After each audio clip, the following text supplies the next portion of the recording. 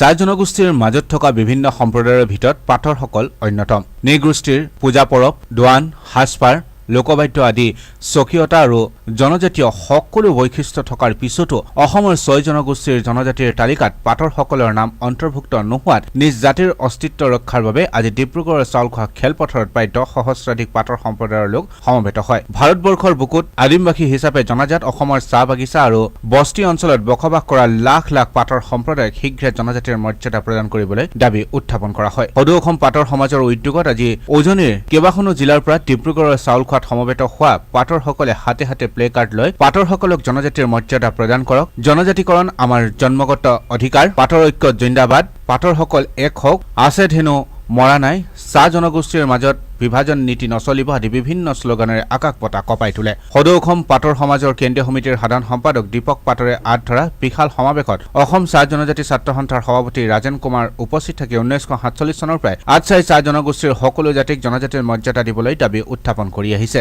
আনকি বহুবাৰ কেন্দ্ৰীয় আৰু ৰাজ্য চৰকাৰৰ লগত জনগোষ্ঠীৰ জনজাতিকৰণৰ বিষয়ক লৈ আলোচনা অনুষ্ঠিত হৈছে। বিভিন্ন সময়ত কেন্দ্ৰীয় চৰকাৰে চাহ জনগোষ্ঠীৰ সকলো সম্প্ৰদায়ক জনজাতিৰ স্বীকৃতিৰ প্ৰতিশ্ৰুতি দিছে যদিও বৰ্তমান ৰাজ্য আৰু কেন্দ্ৰ চৰকাৰে অসমৰ ৬ জনগোষ্ঠীক জনজাতিকৰণৰ প্ৰক্ৰিয়াত চাহ জনগোষ্ঠীৰ কেৱল ৩৬টা জাতিক অন্তৰ্ভুক্ত কৰি বিভাজনৰ ৰাজনীতি আৰম্ভ কৰিছে বুলি উল্লেখ কৰি আটচাৰ সভাপতি ৰাজেন কুমাৰে পাটৰ জাতিকে ধৰি চাহ জনগোষ্ঠীৰ জনজাতিৰ তালিকাত অন্তৰ্ভুক্ত নোহোৱা সকলো জাতিক ৬ জনগোষ্ঠীৰ জনজাতিকৰণৰ তালিকাত অন্তৰ্ভুক্ত কৰি চাহ জনগোষ্ঠীক সুকীয়াকৈ জনজাতিৰ মৰ্যাদা প্ৰদান কৰিবলৈ তেওঁ ৰাজ্য চৰকাৰক দাবী জনায়। অসমৰ ৬টা জনগোষ্ঠীৰ লগত চাহ জনগোষ্ঠীক যিহেতুকে এক বিভাজন কৰাৰ যি ষড়যন্ত্ৰ কৰিছে,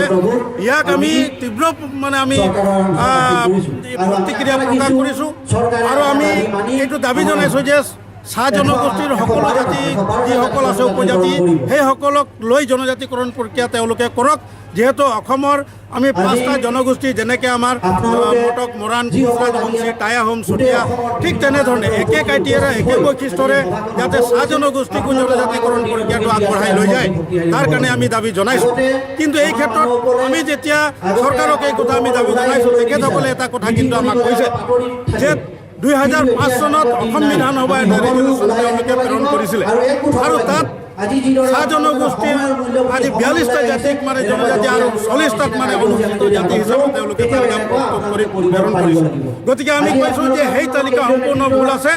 আৰু আমি ইয়াক নতুনকৈ পুনৰ এই চৰকাৰে বিবেচনা কৰি চাহ জনগোষ্ঠীৰ ১০৮টা জাতি আছে সকলোকে যাতে জনজাতিকৰণৰ তালিকাত অন্তৰ্ভুক্ত কৰি জনজাতিকৰণ প্ৰক্ৰিয়াৰ কাম কাজ আগবঢ়াই লৈ যাবৰ কাৰণে আমি দাবী জনাইছোঁ। অন্যথা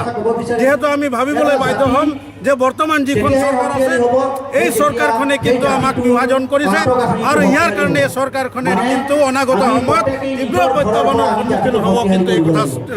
নিশ্চিত কৰি। সভাত বিশিষ্ট চিন্তাবিদ যোগেশ্বৰ ওৰাঙেও চাহ জনগোষ্ঠীৰ মাজত বিভাজন কৰা নীতি সহ্য কৰা নহ'ব বুলি উল্লেখ কৰি ৰাজ্য চৰকাৰে অবিচি তালিকাতো পাটৰসকলৰ নাম অন্তৰ্ভুক্ত নোহোৱাত ৰাজনৈতিক ষড়যন্ত্ৰ আছে বুলি উল্লেখ কৰে। সমাজটো আমি চাহ জনগোষ্ঠীৰ এটা অবিচ্ছেদ্য অংগ আৰু পাটৰ সমাজত যদি আমাৰ নাম অন্তৰ্ভুক্ত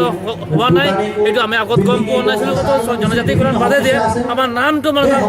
চাহ জনগোষ্ঠী হিচাপে পাটৰ সমাজ যে এটা আছে সেই নামটো তাত অন্তৰ্ভুক্ত নাই। তাৰ কাৰণে আমি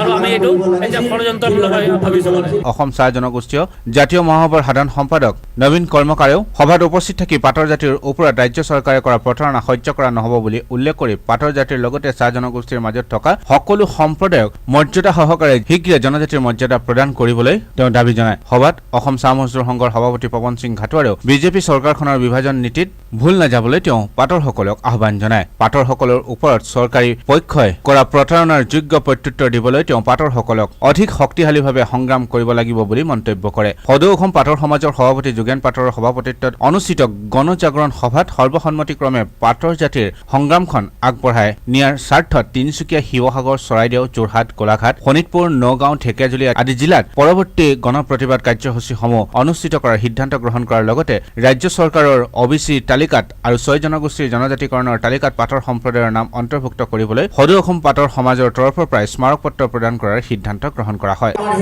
কংগ্ৰেছ চৰকাৰ নেতৃত্বাধীন চৰকাৰখনে বহু বছৰ আমি অসম ছাত্ৰ সন্থাই বিভিন্ন সময়ত দাবী জনাই আহিছে চাহ জনগোষ্ঠীৰ লোকসকলক জনজাতিকৰণৰ মৰ্যাদা প্ৰদান কৰিব লাগিব বুলি। কংগ্ৰেছ চৰকাৰে বিভিন্ন সময়ত প্ৰতাৰণা কৰিলে, কিন্তু বৰ্তমান সময়ত যি বিজেপি চৰকাৰ নেতৃত্বাধীন চৰকাৰখনে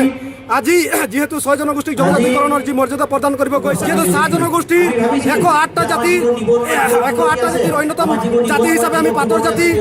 চাহ জনগোষ্ঠীৰ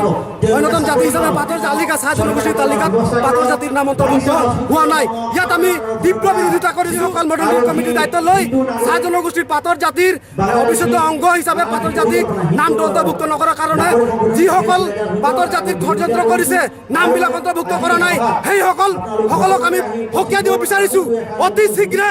আমাৰ পাটৰ জাতিৰ নাম অন্তৰ্ভুক্ত হ'ব লাগিব তালিকাত প্ৰতিবাদী থলীৰ পৰা আমি অসম চৰকাৰে হওক আমাৰ যিসকল সংগঠনৰ যি নেতা আছে তেখেতসকলক আমি সকীয়াই দিছোঁ পাটৰ জাতিৰ নাম কিন্তু অন্তৰ্ভুক্ত হ'ব লাগিব। সভাত আটছাৰ সহকাৰী সম্পাদক ললিত মাহালী, প্ৰাক্তন আটছা নেতা ৰবি বাৰ্লা, লোকেশ্বৰ কুৰ্মী, আটছাৰ কেন্দ্ৰীয় সাংস্কৃতিক সম্পাদক বসন্ত কুৰ্মী, আটছা নেতা লাজাৰনান, শিল্পী মেটেকা মুৰ্মু, কমল ইন্দিৱাৰ, পাটৰ মহিলা সমিতিৰ ৰম্ভা পাটৰ, শান্তি পাটৰ, সদৌ অসম পাটৰ সমাজৰ নেতা সুনীল পাটৰ, গংগাৰাম পাটৰ, সঞ্জীৱ পাটৰ, ৰাম পাটৰ, চৌহান পাটৰ আদি উপস্থিত থাকে।